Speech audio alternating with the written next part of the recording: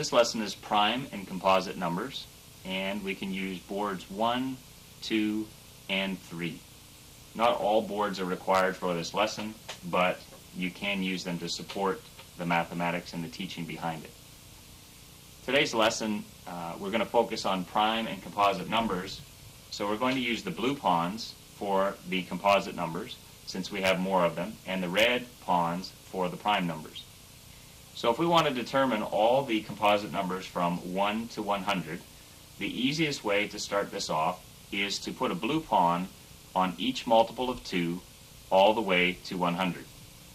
Now obviously for time's sake I'm not going to do that, but if we do this we're going to have every multiple of 2 all the way to 100, which means these numbers are multiplied by 2 and some other number. Now the first one is 2 times 1.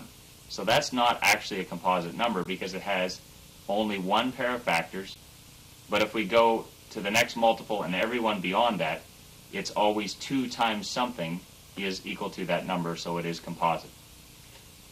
Then we can go to the next one. Obviously 3 times 1 will not work, but every multiple after that of 3 is a composite number. So the next multiple of 3 would be 6, and then 9, and then 12, and 15, and so on. If we keep following this process, we go to multiples of 4, and we have 4 and 8 are already covered, 12 is covered, 16 would be the next one, and so on. If we follow this process all the way through, eventually we will have all the composite numbers covered all the way to 100, and the remaining ones will be prime. The only one that is not prime out of the numbers that are remaining will be the number 1, because it is neither prime or composite. So if you follow that procedure, you'll be able to find all the composite and prime numbers from 0 to 100.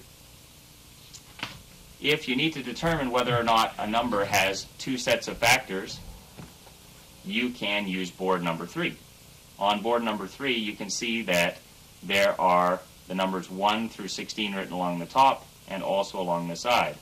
So if you look down the row of the column of number 2, you can see 2 times 1 is 2, that's a prime number, and then every one after that you can see the factors. 2 times 2 is 4, 2 times 3 is 6, and so on. So this is just a multiplication chart to help you determine if a number has more than one set of factors. If you can find the number in more than one column, then it has more than one set of factors. For instance, the number 4 is in this column, and this column. So basically, if you can find it more than one set of factors on here, you can determine it's a composite number. For this lesson, you can also use board number 2, and this is on the back side of number 1. Basically, it's a blanks 100 board, and you can have your student or your child work from 1 to 100. You can write the composite numbers in blue, in the blue dry erase marker, and you can write the prime numbers in the red. So this is what board number 2, how it can be used in this lesson as well.